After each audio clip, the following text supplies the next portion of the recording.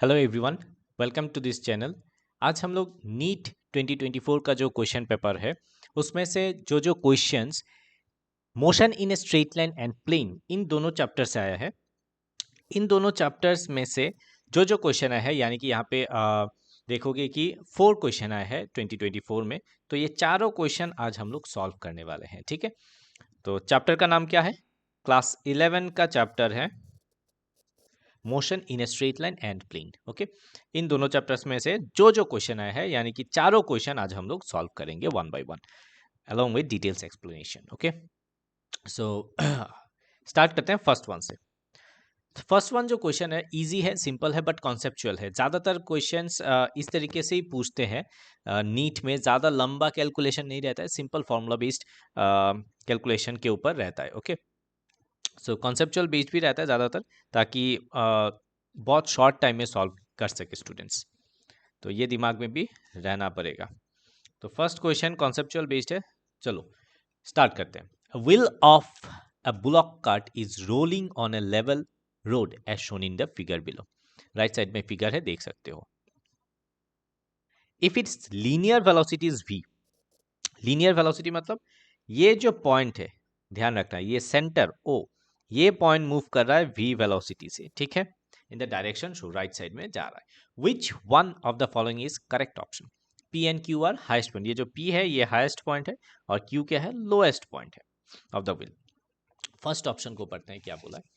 Point p moves slower then point q। अब p का speed different q से, क्या ये हो सकता है? अच्छा, option 2, p moves faster than q। Option 3, both p and q moves with equal speed. And option 4, point p has zero speed. अब देखो, जैसे कि ये व्हील जा रहा है, मूव कर रहा है कुछ इस डायरेक्शन में, तो ये घूम के ही जाएगा क्लॉकवाइज डायरेक्शन में घूम के। करेक्ट, तो क्लॉकवाइज डायरेक्शन में जैसे ही घूम के जाएगा, क्या ऐसा हो सकता है कि पॉइंट p का जो वेलोसिटी है, स्पीड है, जीरो रहेगा? ये तो हो ही नहीं सकता ना, p का स्पीड जीरो नहीं हो सकता। तो ये एलिमिनेट करो, ये ऑप्शन। बाकी तीन में से देखते हैं। अब देखो, ज्यादातर आंसर जो है ऑप्शन 3 में मिलेगा। ठीक है, मैक्सिमम स्टूडेंट्स कंफ्यूज होके ऑप्शन 3 को टिक करेगा कि ये तो एक ही व्हील है, तो point p and q equal speed से मूव करना चाहिए। But this is wrong answer. दोनों सेम स्पीड से मूव नहीं करेगा। बोलोगे ये कैसे नहीं करेगा? क्योंकि एक तो व्हील तो एक ही है ना, तो व्हील अगर जा रहा है तो पूरा व्हील में से सभी पॉइंट एक ही साथ मूव करना चाहिए। नो, देखो होता क्या है, देखो यहाँ पे थोड़ा देखते हैं। तो वेलोसिटी किसका है? v, ये सेंटर का है, याद रखना। ये सेंटर का जो लीनियर स्पीड है वो दिखाई देगा v स्पीड से। बट ये जो p है वो टेंजेंशियल वेलोसिटी देके इस डायरेक्शन में जाएगा, यानी कि जो वेलोसिटी है उसके साथ इसका ऐड हो जाएगा, प्लस हो जाएगा कुछ ना कुछ वेलोसिटी। तो अल्टीमेटली ये वेलोसिटी v से ग्रेटर होगा।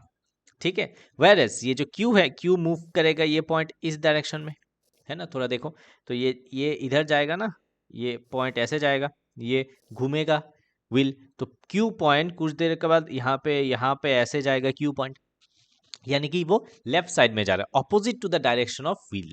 ठीक है, दैट मीन्स यहाँ पे कुछ ना कुछ माइनस होगा, v वेलोसिटी से लेस होगा। तो ऑप्शन क्या होगा? ऑप्शन होगा p moves faster than q। p जो है बहुत फास्ट मूव कर रहा है q से। समझ में आया? सिंपल है, कॉन्सेप्चुअल बेस्ड है।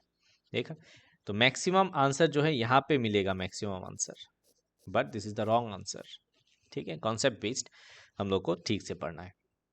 क्वेश्चन नंबर 2 की तरफ चलते हैं। ये क्वेश्चन इजी है, डिफरेंशिएशन इंटीग्रेशन के बेसिस पे ये क्वेश्चन है। तो देखते हैं। At any instant of time displacement of A particle is given by this. तो x इक्वल टू 2t-1, ऐसा यूनिट, इतना जो गिवन है वो लिख लेंगे। ठीक है, under the influence of force F कितना है? 5 Newton. Okay, find the value of instantaneous power. ध्यान से देखो, इंस्टेंटेनियस पावर कितना है वो निकालने के लिए बोला। अब सबसे पहले पावर का फॉर्मूला चाहिए। ठीक है, पावर का फॉर्मूला है F डॉट V, वेलोसिटी। अब जिसको इसको ये फॉर्मूला पता नहीं है वो तो अटक जाएगा इस क्वेश्चन पे। ठीक है ना, तो फॉर्मूला इज मोस्ट इंपॉर्टेंट। ठीक है, लिख के रखो तुम लोग F डॉट बी किसी जगह पे। तो F तुम्हारे पास है 5 न्यूटन। अब वेलोसिटी चाहिए, तुम्हारे पास डिस्प्लेसमेंट है, तो डिस्प्लेसमेंट बाय टाइम। तो कैसे करेंगे बाय टाइम? dx dt, ठीक है, velocity equal to dx dt। तो इसको अगर तुम डिफरेंशिएट करोगे d dt of 2t minus 1 आएगा 2 मीटर पर सेकेंड, ये आ गया वेलोसिटी। तो पावर कितना हो जाएगा 5 इंटू 2 यानी कि 10 यूनिट होगा वाट। तो आंसर कितना है 10 will be the correct option. समझ में आया? तो ये फॉर्मूला बेस्ड क्वेश्चन है और यहाँ पे जो डिफरेंशिएशन इसका भी एक फॉर्मूला चाहिए v equal to D X T, ये भी तुम्हें पता होना चाहिए।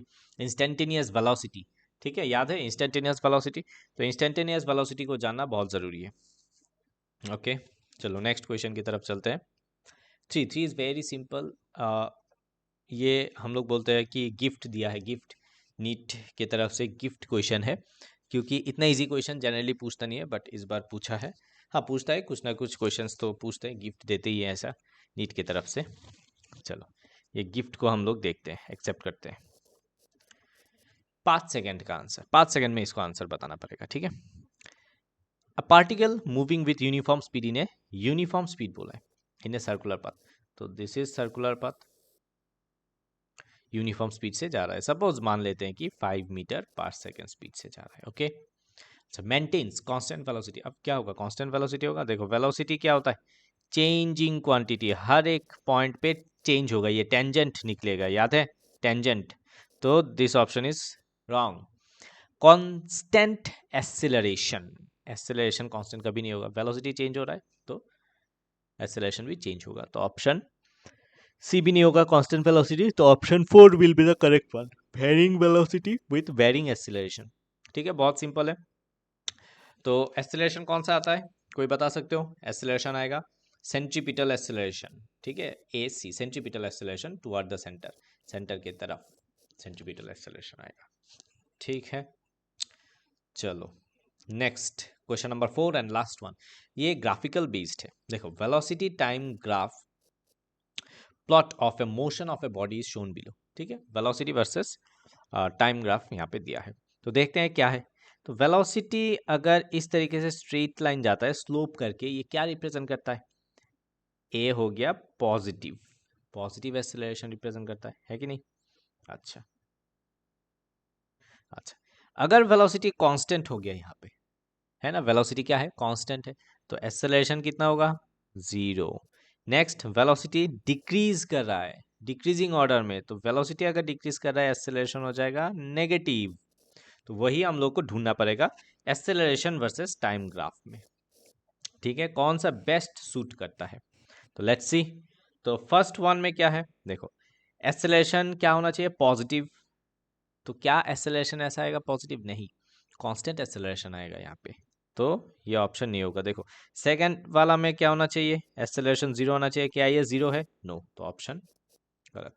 सेकंड वाला को चेक करो, ये क्या ये 0 0 तो यहाँ पे है, तो ये एक एक्सेलरेशन समझा रहा है, ये भी गलत। ठीक है, फोर्थ ऑप्शन की तरफ चलते हैं। बीच में क्या है, देखो नेगेटिव एक्सेलरेशन दे रहा है, तो नेगेटिव एक्सेलरेशन, फिर उसके बाद एक्सीलरेटेड यूनिफॉर्म एक्सेलरेशन दे रहा है, एक्सेलरेशन भी बढ़ रहा है, ऐसा तो नहीं हो रहा है, रॉन्ग। थर्ड वन को देखते हैं जो कि है हम लोग का आंसर, ये थर्ड वन। देखो पहले क्या आया, एक्सेलरेशन पॉजिटिव आया, ठीक है, तो प्लस एक्सेलरेशन आया। अब बीच वाला पोर्शन में एक्सेलरेशन यहाँ पे कितना है, 0, एंड लास्ट वाला जिसमें वेलोसिटी डिक्रीज हो रहा था, इसके लिए नेगेटिव एक्सेलरेशन दे, देखो ये है नेगेटिव -a, ये नेगेटिव एक्सेलरेशन दे रहा है, ठीक है। तो ये ग्राफ इसके साथ मैच हो रहा है, करेक्ट। तो दिस ग्राफ रिप्रेजेंट ये accelerated motion, accelerated acceleration and time graph, इसका कॉरस्पॉन्डिंग ग्राफ, ठीक है। तो ग्राफिकल रिप्रेजेंटेशन से जनरली क्वेश्चंस आते हैं, और ये ग्राफिकल रिप्रेजेंटेशन अच्छे से पढ़ के रखना बहुत इंपॉर्टेंट है नीट के लिए। तो इस बार देखो कि बहुत इजी क्वेश्चन किस किस टॉपिक से आया है। तो 2025 के लिए, 2025 के लिए जो मोस्ट इम्पॉर्टेंट टॉपिक है वो है वेक्टर, ठीक है, याद रखना।